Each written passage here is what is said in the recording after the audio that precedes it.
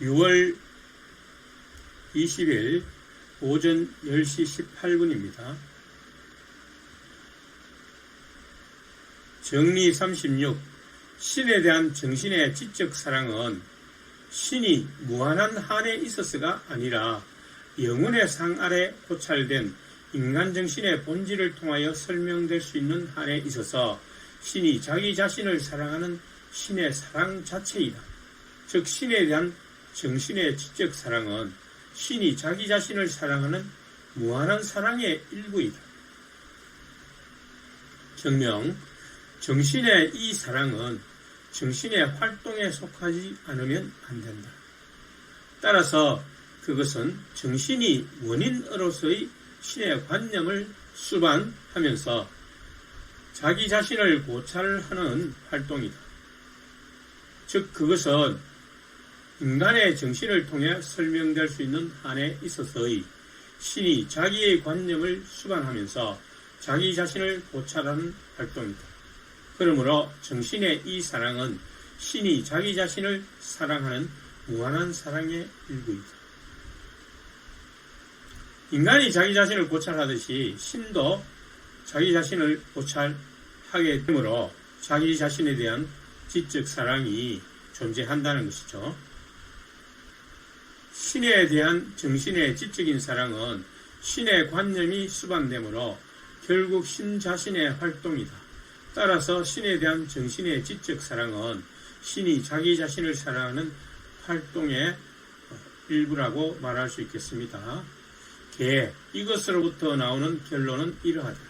즉 신은 자기 자신을 사랑하는 한에 있어서 인간을 사랑하며 따라서 인간에 대한 신의 사랑과 신에 대한 지적 사랑은 동일하다.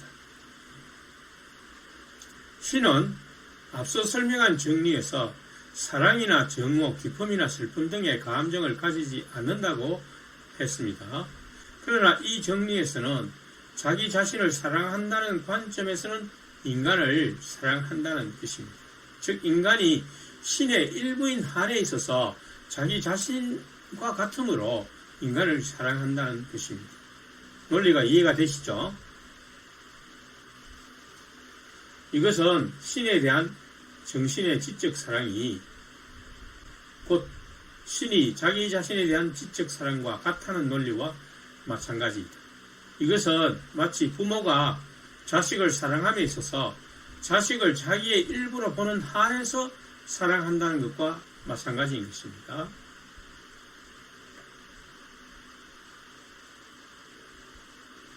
그러니까 인간이 신의 속성의 양태인, 즉 사물인 관점에 한해서는 거기에 감정을 적용시켜가지고 사랑하거나 정오하거나 이렇게 하지 않지만 자기 자신의 일부라는 그 관점에서는 자기 자신을 사랑하니까 인간도 사랑하게 된다는 것입니다. 주석, 이것으로부터 우리는 구원 또는 지복 또는 자유가 무엇에 있는지를, 즉 그것이 신에 대한 변함없고 영원한 사랑 또는 인간에 대한 신의 사랑이 있다는 것을 명백히 이해한다. 그리고 이 사랑 또는 지복이 성서에서는 글로리, 영예라고 불리는데 영광으로 성경에서는 아마 영광으로 많이 표현을 했습니다. 그것은 부당하지 않다.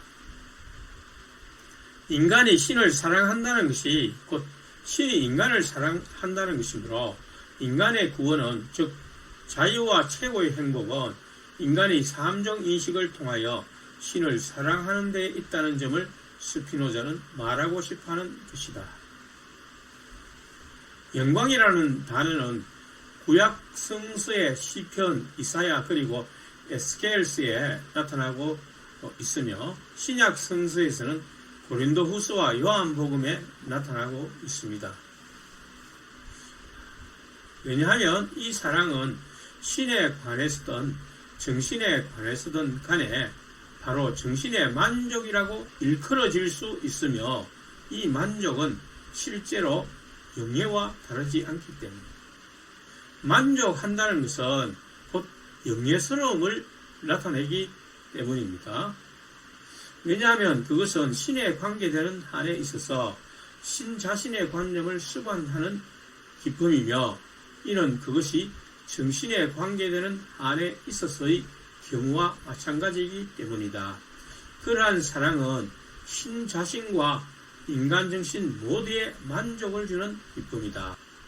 또 우리의 정신의 본질은 인식에만 있고 신은 이 인식의 시초 및 기초이기 때문에 신이 모든 것의 시초이며 기초가 된다는 인식이 있기 때문에 우리의 정신이 본질과 존재에 관해서 어떻게 그리고 어떤 방식으로 신적 본성에서 생겨나고 또 끊임없이 신에 의존하는지가 우리에게 명백하다.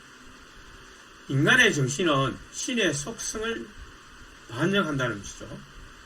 나는 이러한 점을 여기서 이러한 예에 의하여 내가 직관적 또는 제3종의 인식이라고 불러온 계물의 인식, 각 사물에 대한 지식이죠. 이 인식이 얼마나 많은 것을 성취할 수 있는지, 그리고 그것이 내가 제2종의 인식이라고 불러온 보편적 인식보다 얼마나 더 유력한지를 밝히기 위해서 주의하는 것이 가치 있다고 생각했다. 우리는 이종 인식을 직관지로 진전시키려고 노력해야 한다는 점을 암시하고 있습니다. 왜냐하면 나는 제1부에서 모든 것이 본질과 존재에 관해서 신에게 의존한다는 것을 일반적으로 증명했지만 그 증명은 정당하고 의심할 여지가 없다 하더라도 신에게 의존한다고 우리가 말한 각 계물의 본질 자체에서 이러한 것이 결론 내려질 때처럼 우리의 정신에 감명을 주지 않기 때문이다. 모든 사물의 양태와 본질이 신에게 예속되어 있다는 점을 밝히기는 했지만 우리가 직관지를 통하여 실제로 그것을 체험할 때에 그러한 신의 예속으로부터 감명을 받게 됩니다. 즉 우리가 신의 일부라는 것을 깨닫게 됨으로써 비로소 최고의 기쁨과 자유를 누리게 된다는 것입니다. 우리의 동학 사상에도 보면 인내천이라는 사상이 있죠. 사람이 곧 하늘이다. 그런데 그것은 막연하게 뭐 그런가 보다라고 생각을 하게 되고 또 인내천을 주장하는 동학에서도 왜 그러한지를 논리적으로 설명하지는 않습니다. 단지 그렇게 본다는 것이죠. 그런데 스피노자는 왜 인간이 신의 속성, 곧 신의 일부인가를 제1부에서 지금까지 매우 소상하게 이성적으로, 논리적으로 설명을 하고 있다는 것입니다. 정리 37. 자연에는 이 지적 사랑에 반대되거나 이 사랑을 소멸시킬 수 있는 어떠한 것도 존재하지 않는다. 이것은 분명히 로마서 8장 38절과 39절에 그 바울의 말을 생각한 것 같습니다. 그래서 그 말을 진리로 받아들이고 그것에 대한 내용을 자기 자신의 철학적인 견해로서 지금 표현한 것이 정리 37인 것입니다. 정녕 이 지적 사랑은 정신이 신의 본성을 통하여 영원한 진리로 고찰되는 한에 있어서 정신의 본성에서 필연적으로 생긴다. 정리 29가 인용되어 있는데 그리고 33도 같이 살펴보면 정신은 영혼의 상 아래에 인식하는 모든 것을 신체의 현재의 현실적 존재를 파악함으로써가 아니라 신체의 본질을 영혼의 상 아래에 파악함으로써 인식한다. 정신의 역할을 얘기하는 거죠. 두 번째 역할이라고 설명을 드렸습니다. 두 번째 역할이 영원하기 때문에 더 중요한 것으로 간주할 수 있겠습니다. 정리 33. 제3종의 인식에서 생기는 신에 대한 지적 사랑은 영원하다. 자, 이것은 증명이 되었죠. 그러므로 만약 이 사랑에 반대되는 것이 있다면 그것은 참다운 것에 반대되는 것일 것이다. 따라서 이 사랑을 소멸시킬 수 있는 것은 참된 것을 허위가 되도록 할 것이다. 이것은 부조리하다. 그러므로 자연에는 신에 대한 지적 사랑을 끊을 수 있는 것은 아무것도 없다. QED. 그렇게 되겠죠. 스피노자는 정리 37을 말했을 때 신약 성서 로마서 8장 39절에 나오는 어떤 피조물이라도 우리를 하나님의 사랑에서 끊을 수 없으리라 라는 말씀을 기억했을 것 같습니다. 그러니까 스피노자는 이 말씀을 단순히 믿음의 차원이나 감상적으로가 아니라 철학적으로 증명하고자 한 것입니다. 신의 본성의 차원에서 사물의 본질을 깨달았기 때문에 신에 대해 감사하는 마음이 필연적으로 생긴다는 것입니다. 주석을 보시죠. 주석 제4부의 공리는 일정한 시간과 장소에 관하여 고찰되는 한에 있어서의 계물들에 해당되며 이에 대해서는 아무도 의심하지 않으리라고 믿는다. 제4부 공리 자연에는 보다 더 강하고 더욱 힘센 다른 것이 존재하지 않는 그러한 어떤 계물도 없다. 어떤 것이 주어져 있더라도 주어진 그것을 파괴할 수 있는 보다 더 강력한 다른 것이 존재한다. 자, 이 점은 석수장이 이야기를 통해서 익히 알고 있죠. 정리 38로 넘어갑니다. 정신은 보다 많은 것을 제2종 및 제3종의 인식을 써서 인식함에 따라서 그만큼 나쁜 감정으로부터 작용을 받는 것이 덜하며 또 그만큼 죽음을 덜 두려워한다. 정신이 영원하다는 것을 안다면 죽음에 대한 공포가 그만큼 약화되겠죠. 당연합니다. 그런데 더 나아가서 만일 우리가 기독교에서 말하는 것처럼 우리가 신체가 죽더라도 정신이 영원히 존속하다가 부활이 된다든지 다시 어떤 삶을 갖게 된다면 전혀 두려움이 없어지겠죠. 다만 그것을 얼마나 정확하게 인식하느냐 거기에 달려 있을 것입니다.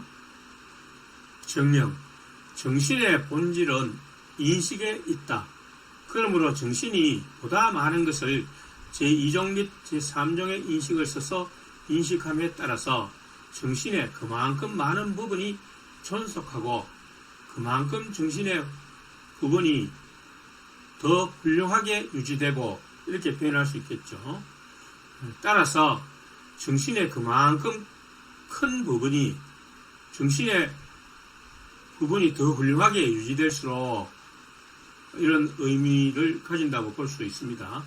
우리의 본성과 반대되는 감정으로부터 즉 나쁜 감정으로부터 침해받지 않는다.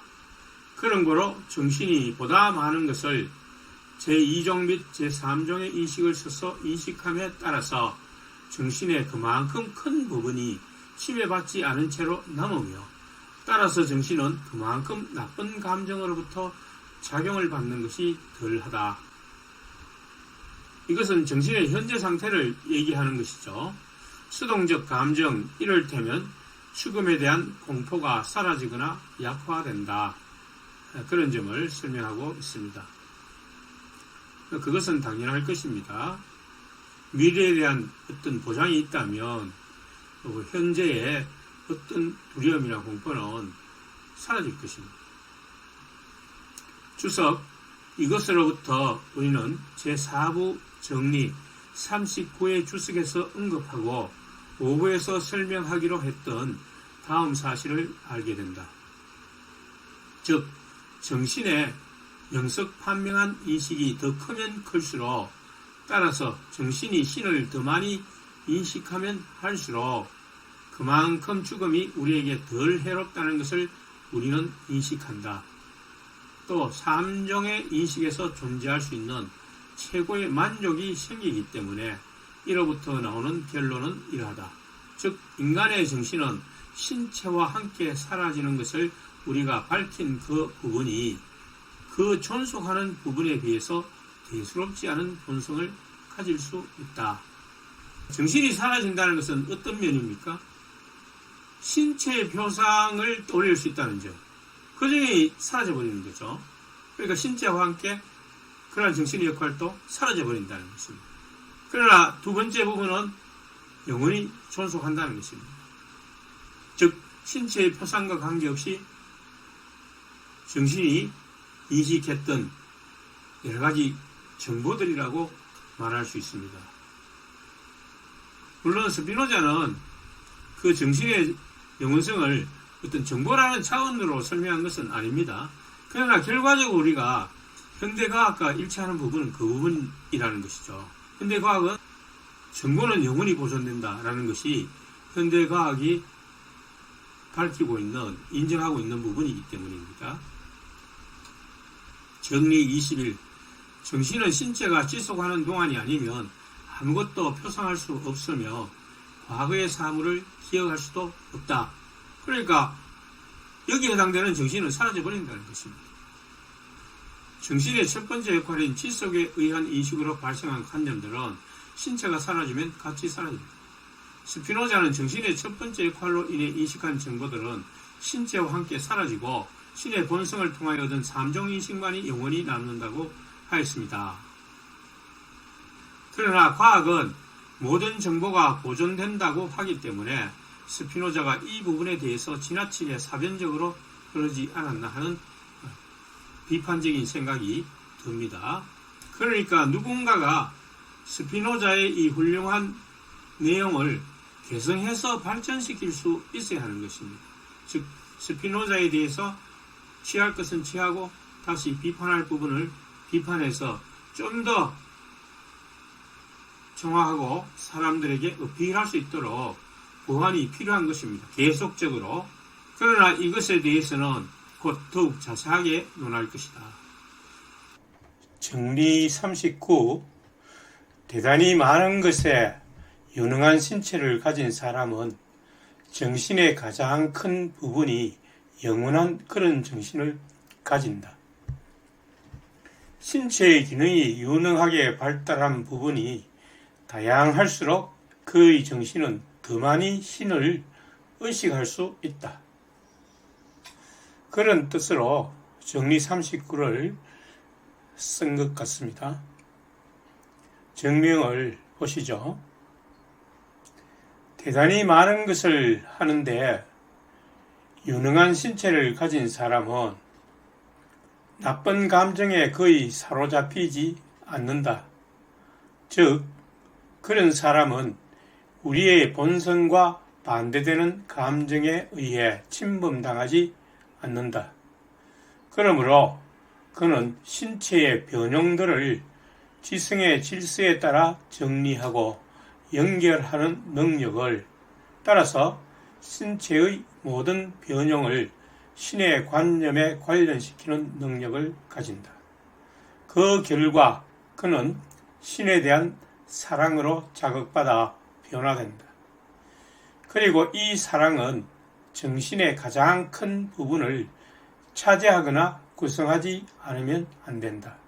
그러므로 그는 정신의 가장 큰 부분이 영원한 그런 정신을 가진다. 스피노자가 이 정리를 쓴 것은 윤리와 관련시켜서 생각을 해보면 우리가 젊어서부터 어떤 기능이나 학문에 정진해야 된다는 것을 말하기 위해서 이런 내용을 우리에게 알려주고 있습니다.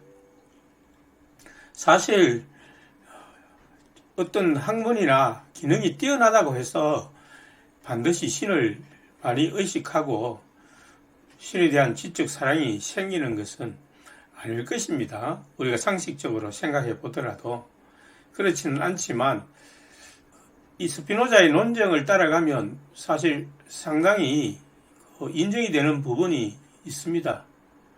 그래서 우리가 기능적인 면이나 또 학문적인 면이나 많은 성취를 통하여서 신을 의식할 수 있다는 것은 상당히 일리가 있죠. 그런 유능한 기능을 달성하지 못한 사람은 그저 자기에게 주어진 어떤 충동적인 감정에 따라서만 살려고 하기 때문에 신에 대한 의식이 적다는 것은 맞는 것 같습니다. 자, 계속 내용을 보겠습니다. 주석, 인간의 신체는 매우 많은 것에 유능하기 때문에 인간의 신체가 다양한 기능이 있습니다. 맞죠? 손 하나만 생각하더라도 동물과 달리 물건을 쥔다든지 주먹을 휘두른다든지 돌을 던진다든지 음식을 입으로 가져가는 등의 그 역할은 다양합니다. 이 사실만 생각하더라도 우리의 정신이 자기와 신에 대해서 커다란 인식을 가지고 자처의 가장 큰 부분 또는 주요 부분이 영원하며 따라서 죽음을 거의 두려워하지 않는 그런 정신에 관계되는 본성을 가질 수 있다. 그러나 이것을 더욱 명백하게 이해하기 위해서 우리가 여기서 주의해야 하는 것은 우리는 끊임없는 변화 속에 살고 있으며 우리가 더 좋은 것 또는 더 나쁜 것으로 변화함에 따라서 우리는 행복하다거나 불행하다고 일컬어진다는 것이다. 왜냐하면 유아나 소년이었다가 죽음으로 변한 사람은 불행하다고 일컬어지는 반면 건강한 신체에 건전한 정신을 가지고 한평생을 보낼 수 있게 되는 것은 행복이라고 여겨지기 때문이다. 그러면 스피노자가 든 이 예에서 그러한 상태가 자기 마음대로 될 수 있습니까? 안 되죠. 환경에 따라서 달라지는 것입니다. 그래서 이것은 비교에 의해서 행복을 판단하는 것인데 따라서 행복을 비교에 의해서 판단하지 않도록 주의를 시키는 것입니다. 왜냐하면 그것은 자연의 질서와 법칙에 대한 필연성으로 받아들이라는 것입니다. 유아가 죽음으로 변했다면 그 유아는 매우 불쌍한 것이 아니냐, 신이 왜 그렇게 하느냐, 이렇게 불평이나 시비를 걸 수가 없다는 것입니다.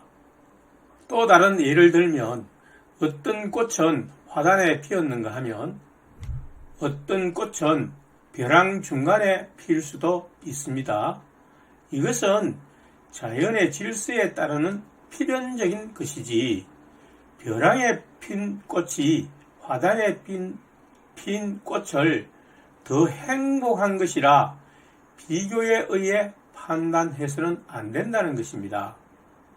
따라서 자기에게 주어진 환경에서 최선의 노력이 더 중요하다는 뜻입니다. 이 내용도 신약 성경에서 바울이 토기장이의 예로서 설명한 부분입니다. 토기장이가 똑같은 재료라 하더라도 하나는 밥그릇을 만들고 하나는 요강을 만든다고 해서 공평하지 않다고 시비를 걸 문제가 아니라는 것입니다. 그리고 실제로 어린아이나 소년처럼 극히 적은 것에 유능한 신체, 외부의 원인에 가장 많이 의존하는 신체를 가진 자는 그 자체만으로 고찰된 정신이 자기에 대해서나 신에 대해서나 사물에 대해서 거의 의식하지 않는 그런 정신을 가진다. 이에 반하여 극히 많은 것에 유능한 신체를 가진 사람은 그 자체만으로 고찰된 정신이 자기와 신과 사물에 대해서 매우 많은 것을 의식하는 그런 정신을 가지고 있다. 상당히 맞다고 우리가 인정할 수 있지만 반드시 그렇다고 볼 수는 없겠죠. 신체의 기능이 유능할수록 자기와 사물과 신에 대해서 더 많이 의식하게 된다. 그런 뜻이죠. 그러므로 이 인생에서 우리는 특히 아동기의 신체를 그것의 본성이 허락하고 거두는 한, 할 수 있는 한, 그런 뜻입니다. 다른 것으로 변화시키려고 노력한다. 그러므로 아동기를 거쳐 청소년에 이르기까지 학문과 기능을 익히는데 많은 시간을 바치도록 교육해야 된다 라는 것을 스피노자가 강조하고 있는 것입니다. 즉 우리는 그것을 극히 많은 것에 유능한 신체, 그리고 자기와 신과 사물에 대해서 아주 많이 의식하는 정신에 관계되는 신체로 변화시키려고 노력한다. 그처럼 변화하면 내가 정리 38의 주석에서 이미 말한 바처럼 정신의 기억이나 표상에 속한 모든 것은 일종 인식에 해당되죠. 이것은 지성에 비해서 거의 중요하지 않게 될 것이다. 정리 40. 각 사물이 보다 많은 완전성을 가지면 가질수록 그것은 더 많이 작용하며 더 적게 작용받는다. 즉 완전해진다는 것은 더 능동적이 되고 덜 수동적이 된다는 뜻입니다.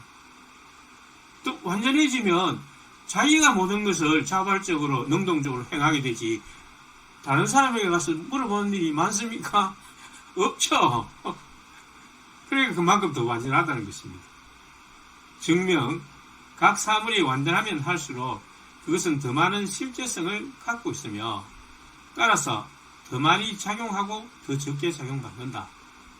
이 증명은 순서를 역으로 해도 같은 방식으로 나아가며 이것으로부터 사물을 더 많이 작용하면 할수록 그것은 그만큼 더 완전하다는 결론이 내려진다. QED. 더 완전하다는 것은 그만큼 실제성이 크다는 것을 의미합니다. 티코보다 그랜저가 부품이 더 많으니까 그 기능이 더 완전하다는 말과 같습니다. 이것으로부터 정신이 존속하는 부분은 그것의 크기가 어떠하든 간에 나머지의 부분보다 더 완전하다는 결론이 나온다. 왜냐하면 정신의 영원한 부분은 지성이며 오로지 이 지성을 통해서만 우리는 작용한다고 일컬어지기 때문이다. 지성을 다르게 표현하면 인식하는 것이죠. 신을 인식하는 것, 신에 대한 지적인 사랑은 신을 인식하는 데서 오는 사랑이라는 것입니다. 오로지 이 지성을 통해서만 우리가 작용한다고 일컬어지기 때문이다. 그러나 소멸하는 것을 우리가 밝힌 그 부분은 표상력이며 오로지 이 표상력을 통해서만 우리는 작용을 받는다고 일컬어진다. 그러므로 지성은 그것의 크기가 어떠하든 간에 표상력보다 더 완전하다. 지성의 힘이 표상력보다 더 완전하다는 것이죠. 이종 인식이 일종 인식보다 더 완전하다는 뜻입니다. 이종 인식을 많이 하든 적게 하든 그 양이 문제가 아니고 이종 인식이 단 한 개라도 되어 있다면 그 인식된 이종 인식은 다른 일종 인식보다 더 완전하다는 뜻입니다. 주석, 이것들은 신체와 무관하게 고찰되는 한에 있어서의 정신에 관하여 내가 밝히려고 마음 먹었던 것들이다. 이것들로부터 그리고 동시에 제1부 정리 21과 다른 정리들로부터 우리의 정신은 인식하는 한에 있어서 사유의 영원한 양태이며 이것은 사유의 다른 영원한 양태에 의해 결정되고 이것은 다시 다른 것에 의하여 결정되며 이런 식으로 무한히 이어져서 그 모든 양태는 신의 무한하고 영원한 지성을 구성한다는 것이 명백하다. 오래됐지만 제1부 정리 21이 인용되어 있는데 살펴봅시다. 신의 어떤 속성의 절대적 본성에서 생겨난 모든 것은 항상 그리고 무한히 존재하지 않으면 안 된다. 즉 동일한 속성에 의해 그것들은 영원하며 무한하다. 여기서 영원하다는 것은 시간의 지속을 말하는 것이 아니죠. 그 사물의 본질이 영원하다는 것이며, 무한하다는 것은 역시 그 종류도 한정되어 있지 않다는 것입니다. 즉 하나님의 속성이 무한하기 때문에, 하나님의 속성이 영원하기 때문에 이러한 본성에서 생겨난 모든 것도 항상 영원하고 항상 무한하다는 것입니다. 정리 41. 설사 우리가 우리의 정신이 영원하다는 것을 알지 못할지라도 우리는 여전히 도의심과 종교심을, 그리고 절대적으로 우리가 제4부에서 용기와 아량에 속한다고 밝혔던 모든 것을 가장 중요한 것으로 여길 것이다. 그러니까 우리가 종교에서 말하는 영혼의 영원성을 이렇게 논리적으로 스피노자가 증명하듯이 이해하지 못한다 하더라도 단순히 지적이거나 또는 어떤 일종 인식에 의한 그 종교심에서, 도의심과 그 종교에서 가르치는 것들을 가장 중요한 것으로 여기는 사람들이 많다는 것입니다. 그런데 우리가 그것을 지적으로 파악하게 되면 그런 마음이 더 발생하게 되겠죠. 그래서 그러한 신에 대한 인식을 지적인 사랑으로 표시하는 것입니다. 정령, 덕의, 즉 올바른 생활 방식의 첫째이자 유일한 기초는 자신의 이익을 추구하는 것이다. 그러나 이성이 무엇을 유익하다고 결정하는 데에 우리는 정신의 영원성을 전혀 고려하지 않았는데 제5부에 이르렀어야 그것을 알게 되었다. 4부까지는 이성의 정확성, 타당성만을 가지고 논했지 정신의 영원성은 고려를 안 했죠. 그런데 5부에 와서 더 진전을 해가지고 정신의 영원성까지 우리가 고려를 하니까 우리가 이성으로 인식해서 행하는 것들이 선이 되고 덕이 된다는 것들을 단순히 우리가 살아있을 때만 그렇게 되는 것이 아니라 신체가 없어진 이후에도 그 정신이 영원히 지속되는구나, 이것을 알게 되었으니까 더 우리는 훌륭한 윤리관과 도덕관을 가지게 된다는 것이죠. 그러므로 우리가 그때에는 정신이 영원하다는 것을 알지 못했지만 우리는 그래도 용기와 아량에 속한다고 우리가 밝혔던 것들을 가장 중요한 것으로 여겼다. 그러므로 설사 우리가 지금도 그것을 알지 못한다고 하여도, 즉 이 오부에 대한 스피노자의 논정을 이해하지 못하거나 받아들이지 못한다 하여도 우리는 여전히 이성의 그러한 가르침을 가장 중요한 것으로 여길 것이다. 주석, 민중의 일반적인 신념은 이것과 다른 것처럼 보인다. 왜냐하면 대부분의 사람들은 자신들의 욕심에 복종하도록, 특히 음욕에 복종하도록 허용되는 한에 있어서 자신들이 자유롭다고 믿으며 신적 법칙의 명령에 따라 생활하도록 구속되는 한에 있어서 자신들의 권리를 포기한다고 생각하는 것처럼 보이기 때문이다. 그리고 보통 사람들은 자유를 어떻게 생각합니까? 교회 가면 연애하면 안 되고 또 뭘 하고 싶은데 하지 말라고 이야기하고 이렇게 하니까 자신을 구속시킨다는 거죠. 그러니까 그러한 것들을 마음대로 할 수 있는 것이 자유라고 생각한다는 것입니다. 즉 많은 사람들은 종교를 가지면 구속된다고 생각하며 방탕한 짓을 하는 것을 자유라고 생각한다는 것입니다. 그러므로 그들은 도의심과 종교심, 그리고 절대적으로 정신의 힘에 속하는 모든 것을 부담이라 믿고 부담이 되니까 교회 가기 싫다는 것입니다.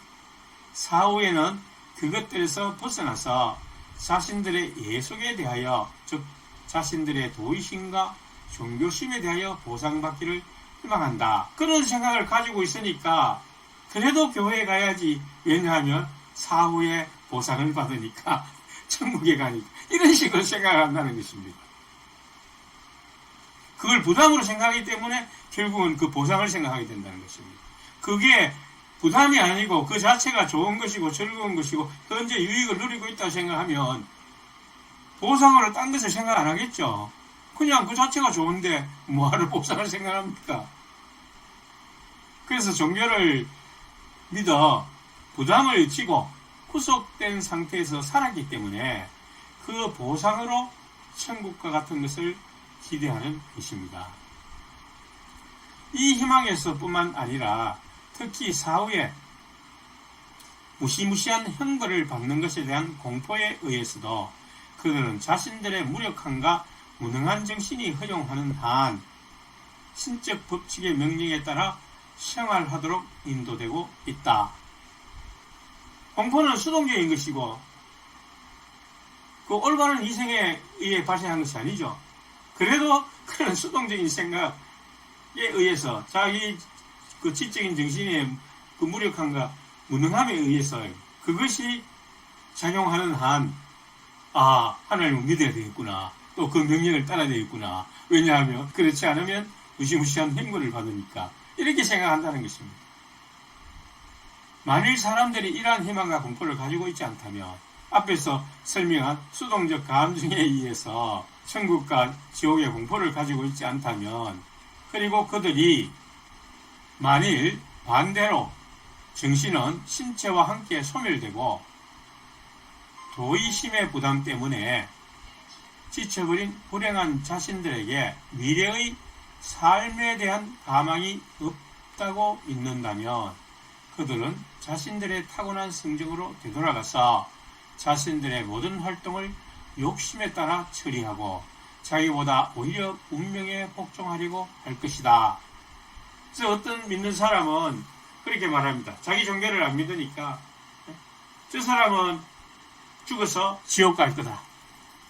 예수를 믿으면 천국 가서 행복하게 된다. 이런 식으로 말하는 것입니다. 근데 만약에 그 종교를 버리고 나면 에이, 다 헛거야. 그런 일 없어. 이렇게 생각하면서 그냥 내 충동적 감정대로, 내 성정대로, 마음대로 그냥 방탕한 생활을 해버린다는 거죠.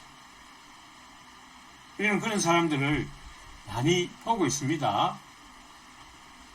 그래서 천국 희망이나 지옥에서 공포가 없다면 음욕이나 수동적 감정에 따라 처리하고 방탕한 삶을 살려고 할 것이다. 자, 이러한 것은 사람이 좋은 음식으로도 자신의 신체를 영원히 지속할 수 있다고는 믿지 않으므로 독이나 다른 치명적인 음식을 배부르게 먹기를 바라거나 정신을 영원하지 않다거나 불사가 아니라고 보기 때문에 어지러운 마음으로 이성 없이 생활하기를 바라는 것에 못지않게 부조리한 것이라고 나는 생각된다. 아무리 좋은 음식을 먹어도 내가 영원히 살 수 있나? 그러니까 뭐 독이 들었기나 말기나 나 마음대로 먹을 거야. 이렇게 말하는 논리랑 비슷하다는 것입니다. 자기 마음대로 그냥 자기 성정이 내키는 대로 수동적 감정에 따라서 이렇게 살려고 하는 사람, 그 자체가 해로운데도, 좋은 음식이 있는데도, 좋은 정신적 음식이 있는데도 그것을 마다하고 정신적으로 해로운 음식을 먹으면서 그것이 자유롭다고 생각한다는 것하고 똑같다는 것입니다. 사람들이 가지는 자유에 대한 이러한 잘못된 태도는 자유와 행복이 무엇인지를 알지 못하기 때문입니다. 맞죠? 그래서 우리가 자유란 무엇인가를 정말 제대로 이해했을 때 우리는 그런 방탕한 생활에 빠지지 않는다는 것입니다. 오히려 그것이 수동적 감정에 굴복되는 것이고 노예가 되는 것이라고 칸트도 말하고 있습니다. 정리 42. 지복은 덕의 보수가 아니라 덕 그 자체이다. 앞에서 다룬 것처럼 어떤 싫은 것을 미래 보상을 위해서 억지로 행하는 것이 그 덕이 아니라는 것입니다. 덕은 그 자체가 행복과 유익을 내포하고 있다는 것입니다. 우리는 욕심을 억제하기 때문에 지복을 향수하는 것이 아니라 반대로 지복을 향수하기 때문에 욕심을 억제할 수 있다. 이게 아주 명언이죠. 그러니까 우리가 하고 싶은데 그 음욕이나 탐식 같은 것을 제어하는 것은 내가 이걸 하면 미래 보상을 못 받아, 이런 생각을 가지고 하는 것은 그렇다는 것입니다. 그래서 언젠가 자기가 잘못 생각하고 있다는 것을 깨닫게 되면 핵 돌아가 버리죠. 다시 원래 상태로 돌아가 버린다는 것입니다. 그런데 스피노자의 이 명언에 의하면 우리가 덕을 행하는 것은 그 자체가 유익하고 내게 도움이 되고 나를 보존시키는 것이기 때문에 행한다는 것입니다. 그러니까 그렇게 행하는 자체에서 욕심을 억제하게 된다는 것입니다. 욕심을 내가 그 욕심대로 할 것 같으면 자기한테 해롭기 때문에 억제할 수 있다는 것입니다.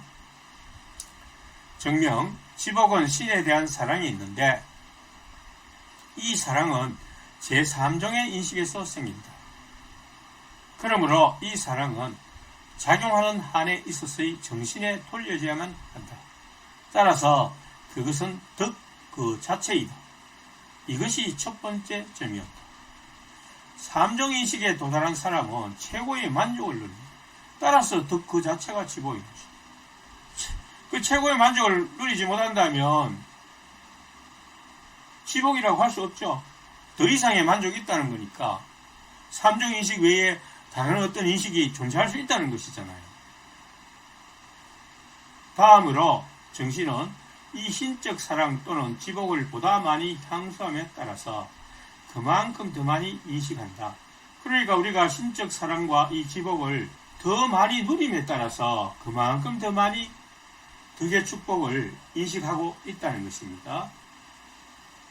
다시 말해서 정신은 감정에 대하여 그만큼 더 큰 능력을 가지며, 즉 우리가 이 지복을 누리고 덕을 행할수록 수동적 감정, 충동적인 감정, 예를 들어서 음욕이나 탐식이나 나쁜 것들에 대해서 더 많은 자제력을 행사할 수 있다는 것입니다. 그런 힘이 발생한다는 것입니다. 또한 나쁜 감정으로부터 작용을 받는 것이 그만큼 덜하다. 그러므로 정신은 이 신적 사랑 또는 지복을 향수하는 것에 의하여 욕심을 억제하는 능력을 가지는 것이다. 그리고 감정을 억제하는 인간의 능력은 오직 지성에만 있기 때문에 누구나 감정을 억제했기 때문에 지복을 향수하는 것이 아니라 오히려 반대로 욕심을 억제하는 능력은 지복 그 자체에서 생긴다. 음욕을 억제하는 대가로 미래의 지복을 누리는 것이 아니라 지복을 누리기 때문에 거기에서 음욕을 자제하는 능력이 발생한다는 것입니다. 주석, 이것으로서 나는 감정에 대한 정신의 능력과 정신의 자유에 관하여 증명하려고 한 모든 것을 완료했다. 이것들에 의하여 현자가 얼마나 많은 것을 해낼 수 있는지, 그리고 현자는 오직 욕심에 의해서만 휘둘리는 무지한 자보다 얼마나 더 뛰어난지가 명백해진다. 왜냐하면 무지한 자는 외부의 원인들에 의하여 여러 가지 방식으로 교란되어 결코 정신의 참다운 만족을 향유하지 못할 뿐만 아니라 마치 자신과 신과 사물을 의식하지 못하는 것처럼 생활하고 작용받는 것을 멈추자마자 동시에 존재하는 것도 멈추기 때문이다. 이에 반하여 현자는 현자로 고찰되는 한에 있어서 정신이 거의 동요되지 않고 자기와 신과 사물을 어떤 영원한 필연성에 의하여 의식하며 결코 존재하는 것을 멈추지 않고 언제나 정신의 참다운 만족을 향유하고 있다. 그래서 여기까지 내용은 역시 앞에서 우리가 어떤 종교인의 예를 들었는데 그 종교인들이 수동적 감정에 의해서 잘못된 지식에 의해서 죽으면 내가 지금 나쁜 짓을 하면 벌을 받고 죽어서 지옥 가고 예수를 믿어서 좋은 일을 하면 천국에 간다. 이런 보상적 차원에서 믿게 될 때에 나중에 알고 보니까 그게 아니더라는 얘기죠. 그러면 어떻게 됩니까? 그냥 자기 욕심이 끌리는 대로 그냥 수동적인 충동적 감정에 의해서 자기가 해로운데도 불구하고 그것을 해버리게 된다는 것입니다. 그러나 그것은 어리석은 자죠. 그러니까 어리석은 자에 해당이 되는 것입니다. 그러나 현자는 지적인 인식이 충분한 사람은 전혀 그런 것에 동요되지 않고 언제나 참다운 만족을 향유하고 있다는 것입니다. 지금 이러한 목적지에 인도하는 것으로서 내가 제시한 길은 몹시 험준하게 보이기는 하지만, 즉 실천하기가 매우 어려운 것처럼 보이고 또 스피노자의 말 자체도 이해하기가 힘든 부분이 많이 있다고 사람들은 인정하면서 스피노자의 지 혼자 생각이지 이렇게 생각해버릴 수 있다는 것입니다. 그래도 발견될 수는 있다. 그러니까 스피노자의 이 논리를 잘 따라가 보면 이 말이 절대적으로 정확한 것은 아닐지라도 충분히 우리에게 공감을 일으키는 것이기 때문에 그 진실된 길이 자유와 행복으로 가는 길이 발견될 수 있다는 것입니다. 진실로 이와 같이 드물게 발견되는 것은 곤란한 일임에 틀림없다. 좀 쉽게 발견되지 왜 그렇게 어렵게 어려운 길을 가야 발견할 수 있어. 이렇게 곤란한 점이 생긴다는 것이죠.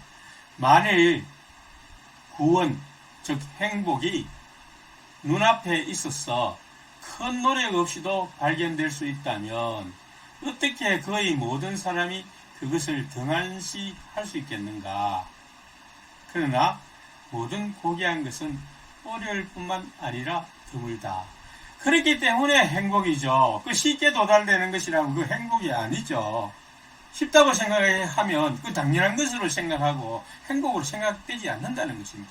인간의 본성 자체가 그런 것입니다.